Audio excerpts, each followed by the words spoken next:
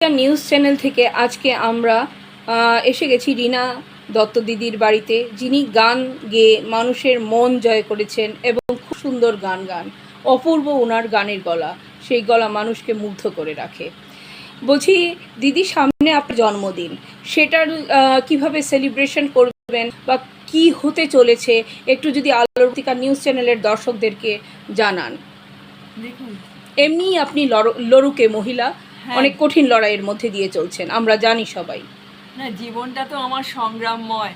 আমার প্রিয়জনদের সবাইকে হারিয়েছি, সব দিক দিয়ে আমি আর আমার সমস্ত সঞ্চয় সেই সময় সব শেষ হয়ে গেছে। একটা ছোটোখাটো চাকরি নিয়ে আমি কোনো রকম বেঁচে আছি, সংস্কৃতি নিয়ে।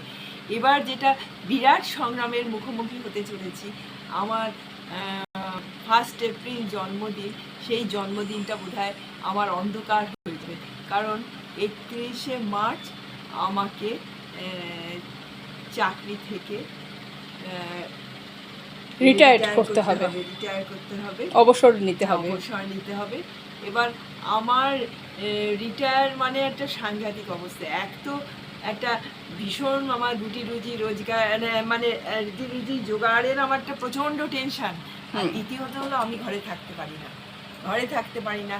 আমি একজন সন্তান হারা মা। আমি যতই আনন্দ হইচই বন্ধুদের নিয়ে করি, ওটা আমার বাইরে, আমার ভেতরে একটা ভীষণ ক্ষত আছে। আর দুদিন আমি যদি ঘরে বসে থাকি, আমার ছেলের মুখটা ভেসে ওঠে, আমি যেন থাকতে পারি না, মনে আমার কাজ চাই, আমাকে বেরিয়ে যেতে হবে। তো এই সমস্ত থেকে বিরত হয়ে আমি বাঁচব কী করে? আমি চেষ্টা করব হয়তো আবার একটা কিছু জোটাবার, কিন্তু যতক্ষণ না পাচ্ছি আমার তো টেনশানও আছে। আর জন্মদিন মানে একটা ভীষণ আনন্দ, বন্ধুদের নিয়ে মূল্য। এবারে আমার মনটা ভালো নেই, এবারে হয়তো আমি আর পারবো না। এবারে জন্মদিনটা আমার ওই চুপচাপ ঘরে বসেই চলে যাবে, অন্ধকার দিনটাকেই উপভোগ করব, এই আর কি। আমরা চেষ্টা করব দিদি, কাজের ফাঁকে বা অনুষ্ঠান যদি থাকে অনুষ্ঠানের ফাঁকে এসেও আপনার জন্মদিনটা পালন করতে, কারণ আপনি অনেক কিছু দিয়েছেন এই সমাজকে গানের মধ্যে দিয়ে, অনেক মানুষকে আনন্দ দিয়েছেন গানের মধ্যে দিয়ে। এটার চরম সাক্ষী এই আলোরবর্তিকা নিউজ চ্যানেল, এটা আমি ভুলতে পারবো না। তাই আবারও দেখা হবে। হ্যাঁ, আর আমি তো শুধু গান নয়, আমি কবিতাও লিখি। তো আমার মনে হচ্ছে ওই যে কাব্য জিনিসটাকে আমি ভীষণভাবে ভালোবাসি।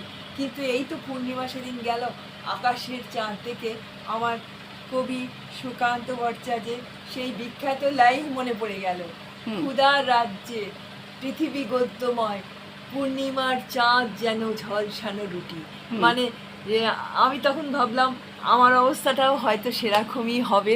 এই যে পূর্ণিমার চাঁদের যে জ্যোৎস্নার সৌন্দর্য, সেইটা তখন আর মনে আসবে না, সেটাকে মনে হবে একটা খাবার জন্যে একটা বড় রুটি। এটাই। তবু আমি মনোবল হারাই না, আমি অত দুর্বল নই।